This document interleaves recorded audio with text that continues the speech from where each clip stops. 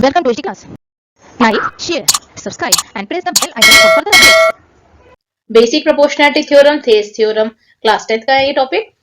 Basic proportionality theorem को ही हम थेस theorem कहते हैं। क्वेश्चन में आ सकता है state and prove basic proportionality theorem और state and prove Thales theorem.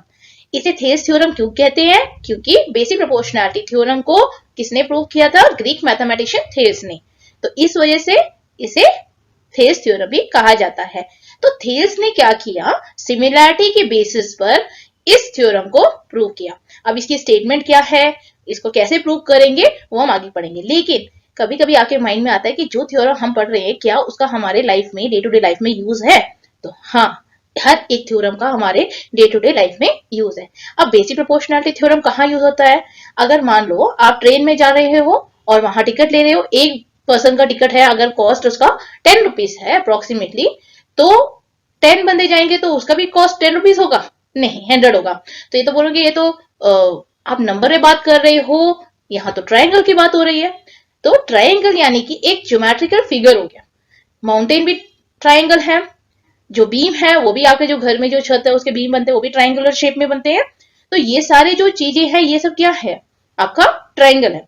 तो इसमें भी हम बेसिक प्रोपोर्शनैलिटी थ्योरम को यूज करके जो डिस्टेंस या रोड कंस्ट्रक्ट करते हैं वो इसमें आपको आसानी से कर सकते हैं ये थ्योरम के बेसिस पर। अब कैसे करते हैं, क्या करते हैं, बहुत लंबा टॉपिक हो जाएगा, तो ये हम जो थ्योरम हमारा जो पर्पस है वो सॉल्व नहीं होता है। तो यहाँ पर हमारा ये यूज होता है, ठीक। लेकिन इस थ्योरम को प्रूव करने से पहले हमें पॉइंट्स को ध्यान रखने हैं। कौन कौन से? सिमिलैरिटी में हमने पहले ही पढ़ा था कि अगर हमारे पास दो ट्राइंगल सिमिलर होते हैं तो उनके करस्पॉन्डिंग एंगल भी क्या होंगे? इक्वल होंगे, और उनके जो वो इक्वल प्रोपोर्शन में डिवाइड करेगा। ये तो आपको पता ही है, ये ध्यान में अपने रखना है। दूसरा पॉइंट क्या है?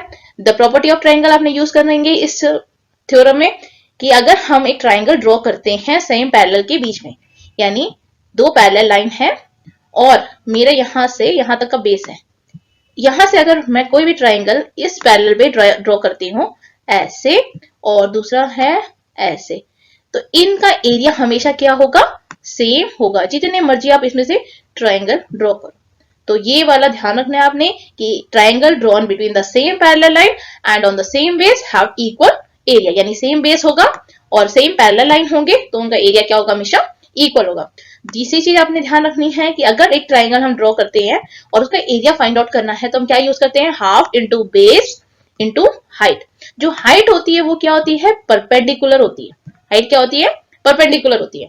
तो इस ट्राइंगल में परपेंडिकुलर तो है इन द ट्राइंगल, लेकिन किसी किसी केस में जो है वो ट्राइंगल, मान लो ऐसा आपके पास ट्राइंगल है तो इसका परपेंडिकुलर कहां पर ड्रॉ होगा? Outside the triangle. तो ट्राइंगल का परपेंडिकुलर आउटसाइड भी हो सकता है, इनसाइड भी हो सकता है, तो इससे कंफ्यूज नहीं होना। यूजुअली क्या है, बच्चे यही मिस्टेक करते हैं आपकी, ट्राइंगल का जो परपेंडिकुलर है बाहर कैसे है? तो बाहर हो सकता है क्योंकि परपेंडिकुलर हमने ड्रॉ करना है, ठीक है। तो अब इसका स्टेटमेंट हम प्रूव करेंगे, कैसे करना है ये भी हम देखते हैं। तो सबसे पहले क्या है इसका statement? If a line is drawn, यहां पर क्या दिया हुआ है? एक लाइन, ठीक। If a line is drawn, ये याद रखना है, कभी दिया जाता है, कभी क्वेश्चन बना के दिया जाता है, तो कभी थ्योरम के फॉर्म में आपको लिखना होता है, तो ध्यान रखना है। If a line is drawn, ये एक लाइन है, वो क्या है? Parallel to one side of a triangle. Triangle कैसा होता है? ऐसा है, ठीक। अब यहां पर बोला है if a line is parallel to one side of a triangle, ठीक है। मैंने एक लाइन ड्रॉ कर दिया, ट्राइंगल ड्रॉ कर दिया। फिर उसके बाद में क्या है? To intersect the other two side, यानी उसके दूसरे साइड में, अगर मेरे पास ये ट्राइंगल का एक साइड है, ये वाला साइड अगर मेरा एक है तो ये अदर टू साइड हो गए, तो इसमें वो इंटरसेक्ट करता है, तो ये तो इंटरसेक्ट नहीं करेगा, तो यहां पर एक लाइन ड्रॉ करेंगे, ठीक है। If a line is parallel to the other side of a triangle to intersect the other two side in distinct point, ठीक। तो इसका मतलब ये अदर जो ये है, ये क्या है? इक्वल रेशियो में डिवाइड करेगा, ये हमें प्रूव करना है। आपको समझ आ गया कि फिगर कैसे ड्रॉ करनी है? क्योंकि क्वेश्चन में क्या होता है, कभी कभी आप कंफ्यूज होते हो कि हमारा डायग्राम कैसे बनेगा, ध्यान नहीं होगा, तब भी आप इसे ड्रॉ कर सकते हो। कोई कंपल्शन नहीं है कि जैसे हम बनाएंगे वैसे ही हो। अगर आपने ट्राइंगल ऐसे ड्रॉ करा है और यहाँ पर आपने पैरेलल इसके ड्रॉ कर दिया है, then also it is okay. ये टोटली आप पर डिपेंड करता है कि आप कैसे ड्रॉ करते हो, लेकिन लेबलिंग और उसका जो सॉल्व करने का तरीका सही एक जैसा होना चाहिए, मतलब तरीके से होना चाहिए, ठीक। तो सबसे पहले हम क्या है? ट्राइंगल ड्रॉ करेंगे ABC, line is parallel to BC, यहाँ पर हमने क्या करा, DE को पैरेलल कर दिया, किसके, BC के पैरेलल में हमने ड्रॉ कर दिया। अब गिवन लिखेंगे, क्योंकि गिवन में गिवन टू प्रूव और कंस्ट्रक्शन अगर है तो आप करोगे तो उसके मार्क्स होते हैं 1 1 1 ऐसे मार्क्स में डिवाइड होते हैं। तो गिवन तो क्वेश्चन में होता है, तो आप क्वेश्चन से लिख सकते हो। If a line is parallel to, line कौन सी हो गई, DE, तो क्या लिखोगे, DE is parallel to BC, किस में है, ट्राइंगल ABC में। तो in triangle ABC DE is parallel to BC।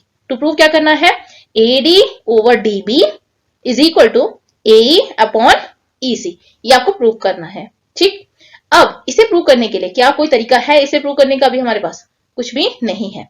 तो सबसे पहले हम क्या करेंगे, यहां पर एक कंस्ट्रक्शन करेंगे, एक ट्राइंगल बना लेंगे, किसका, ये वाला BDE वाला एक ट्राइंगल बना लेंगे, और दूसरा बना लेंगे DCE। ठीक, और फिर ये एक मेन ये ट्राइंगल ले लेंगे। ठीक है, अब ये ट्राइंगल लेके हम सॉल्व कैसे करेंगे, एरिया इसका निकालेंगे क्योंकि हमने एरिया पढ़ा था, और एरिया इसका निकालेंगे, देन फिर एरिया इसका निकालेंगे, इसका एरिया निकालेंगे, ये दोनों सेम होगा, हमारा सॉल्व हो जाएगा। अब तो कंफ्यूजन हो रहा है ना कि क्या बोल गए। तो इसके लिए आपने क्या करना है, कंस्ट्रक्शन करना है।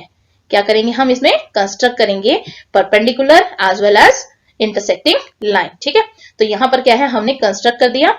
यहां पर जो है EM परपेंडिकुलर ड्रॉ करा, DM परपेंडिकुलर ड्रॉ करा, तो यहां लिख सकते हो DM is perpendicular to AE और EN is perpendicular to AD, join DC और BE। ठीक है, ये हमने कंस्ट्रक्शन कर दिया। अब ये क्यों कंस्ट्रक्शन किया है, जब आप ये समझोगे ना तो आपको समझ आ जाएगा। तो अब हम क्या करेंगे, क्योंकि सॉल्व हमने क्या करना है, प्रूव करना है, इस रेशियो को लेना है, यानी हमारा जो टारगेट है वो AD है और BD है, तो इन दोनों को हमें टारगेटेड करना है।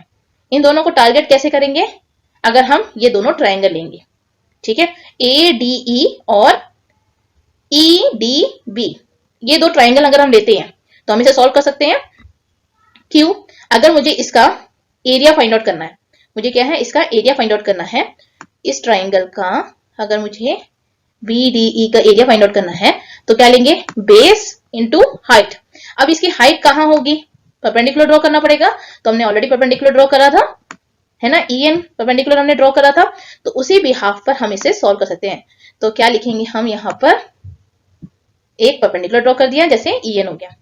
तो इन ट्रायंगल ADE, तो हमारा पहला क्या होगा, इन ट्रायंगल ADE एरिया को हम कैसे लिखेंगे, AR लिखेंगे, A स्मॉल r लिखेंगे, और ADE। ठीक है, ये मेंशन हम करेंगे, area triangle ADE is equal to half into base. यहां पर बेस क्या है, ADE में जो ब्लू कलर का जो ट्रायंगल है वो उसका बेस क्या हो गया, AD रखेंगे, क्योंकि मुझे AD चाहिए। ठीक, आपने DE नहीं लिया, ADU लिया, क्योंकि मुझे प्रूफ में क्या करना है, AD चाहिए, तो इसलिए मैं AD लूंगी, बेस और परपेंडिकुलर EN। तो यहां पर आप लिखोगे AD इंटू EN। ठीक, ये आपको यहां पर लिख देना है। ठीक, तो ये आपका आ गया इस एरिया। अब इन ट्रायंगल BDE, तो इसका भी बेस क्या लेंगे, BD लेंगे। ठीक है, इसका भी बेस क्या हो जाएगा, BD, तो हाफ, अभी मैं इसे अच्छी तरह से लिखूंगी, बस ये समझाने के लिए लिख रही हूं, हाफ इंटू BD। ठीक, और इसका परपेंडिकुलर क्या हो गया, EN।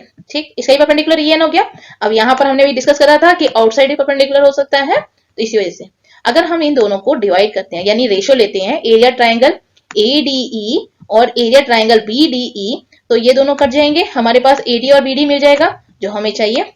ठीक है ना, हमें यही चाहिए था। तो इसको हम प्रॉपर तरीके से कैसे लिखेंगे, अभी आपने क्या करना है, इसे प्रॉपर तरीके से लिखना है, यहां समझाने के लिए मैंने ऐसे लिख। ठीक है, तो यहां पर आप लिखोगे in triangle ADE half into AD into EN, AD into EN, and BDE half into DB into EN। फिर क्या है, हाफ से हाफ कट गया, EN से EN कट गया, हमारे पास मिल गया ट्रायंगल ADE और BDE का रेशियो। ठीक, तो इसे इक्वेशन 1 मान लेते हैं। नेक्स्ट केस में क्या करेंगे हम, यहां पर हमारा जो ट्राइंगल है, ठीक है, उसी में अब हम कौन सा ट्राइंगल लेंगे, क्योंकि ये हमारा पास मिल गया AD और DB मिल गया, तो हमारा क्या टारगेट है, AE और EC चाहिए, तो यही ADE ट्राइंगल सेम ले लेंगे और EDC ले लेंगे। ठीक है, और यहाँ पर परपेंडिकुलर हमने DM ऑलरेडी बना रखा है। ठीक है, तो अब इस केस में क्या होगा, इन ट्राइंगल ADE, तो एरिया ट्राइंगल हमने पहले जैसे हमने लिखा था वैसे लिखेंगे, एरिया ट्राइंगल ADE। ठीक है, ADE, और कौन सा हमारा है दूसरा ट्राइंगल, क्योंकि BDE पहले वाला था, अब यहां पर है CDE, तो एरिया ट्राइंगल CDE, पहले वाले में हमने दूसरा करा था, अब दूसरा हमने लिया, ठीक है। तो इस केस में क्या होगा, सेम वही, हाफ इंटू बेस, इसका बेस क्या हो गया AE। अब AE क्यों लिखा है आप मुझे कमेंट बॉक्स में बताएंगे कि मैंने AE क्यों यूज किया है, क्योंकि मुझे क्या चाहिए, AE चाहिए, ठीक है। तो यहां पर DM हो गया, और दूसरे केस में क्या था, हाफ इंटू हाफ हमारा यहां पर हो गया, AE है तो यहां पर बेस क्या लेंगे हम, EC लेंगे, ठीक है। तो यहां पर हमारा बेस हो गया EC इंटू DM, ठीक। ध्यान रखना है जो परपेंडिकुलर है आप वो लोगे, और जो बेस है साथ का वो लोगे जो हमें चाहिए। फिर जो कटता है उसे काट देंगे रेशो लेके, DM से DM कट जाएगा, तो हमारे पास क्या मिल गया, AE ओवर EC, ठीक है। इसे भी हम इरेज कर देते हैं और फिर उसे प्रॉपर तरीके से लिख देते हैं, ठीक है। तो हमने इसे प्रॉपर तरीके से लिख लिया, ठीक। जैसे अभी लिखना था ADE CDE half CE multiply by DN, cut गया AE ओपन CE, यानी हमें AE अपॉन CE मिल गया और AD अपॉन DB मिल गया। अब हम इन दोनों को कंबाइन तो कर सकते हैं, लेकिन मेरे पास क्या है, ये CDE है और यहाँ पर BDE है, ठीक है। तो ये दोनों अलग अलग है, तो पहले तो हमें इसे इक्वल करना पड़ेगा। अब वो इक्वल कैसे होगा, यहाँ पर देखो, यहाँ पर जो ट्राइंगल ड्रॉ करा है BDE और DCE, ये क्या है, सेम पैरेलल लाइन के बीच में है, ये देखो ये पैरेलल है, इन दोनों के बीच में है, और with the same base, base कौन सा है इसका, DE, क्या है इसका base DE, and between the same parallel BC और DE, ठीक है। तो इनका एरिया क्या होगा, हमेशा इक्वल होगा। तो ये स्टेटमेंट आप लिख सकते हो, by the property of triangle, triangle between the same base DE and same parallel DE parallel to BC are equal. तो इसकी वजह से क्या हो गया, area triangle CDE and area triangle BD are equal, यानी ये दोनों क्या हो गए, इक्वल हो गए। अगर ये दोनों इक्वल हो गए तो AE अपॉन CE और AD अपॉन DB ये भी इक्वल हो गए। तो आप लिख सकते हो इसे AD upon DB is equal to AE upon CE। आपने यही प्रूव करना था, हेंस प्रूव्ड। तो अगर आप इसे लिखते हो प्रॉपर तरीके से, रिकैप्चुलेट कर लेते हैं हम इसे, if a line is drawn parallel to one side of a triangle to intersect the other two side in distinct point, तो हम क्या बोलेंगे, they are divided in the same ratio. Given लिखोगे, इसका 1 मार्क्स होता है, टू प्रूव लिखोगे तो भी आपको मिलता है, क्योंकि अगर आप ये लिख देते हो ना तो 1-2 मार्क्स आपको मिल जाते हैं, और डायग्राम के साथ तो आप मार्क्स स्कोर कर सकते हो। देन प्रूफ बहुत आसान है, आपने क्या लिखना है, पहले ADE और DBE को लेंगे, एरिया लिखेंगे, फिर इन दोनों को डिवाइड करेंगे, उसके बाद में AD और DB मिल जाएगा आपको, यहाँ पर AE अपॉन CE मिल जाएगा, दोनों का एरिया जो है वो इक्वल है, क्यों, क्योंकि सेम बेस और सेम पैरेलल है जो आपने ऑलरेडी पढ़ लिया। फिर इन तीनों को यूज करके आप लिख सकते हो कि AD upon DB is equal to AE upon CE। यही आपने प्रूव करना था कि वो जो है सेम रेशियो में डिवाइड करते हैं। आई थिंक आपको समझ आया, कोई प्रॉब्लम है कमेंट बॉक्स में लिख के पूछ सकते हैं। वीडियो पसंद आई तो लाइक कीजिए, शेयर कीजिए, सब्सक्राइब कीजिए।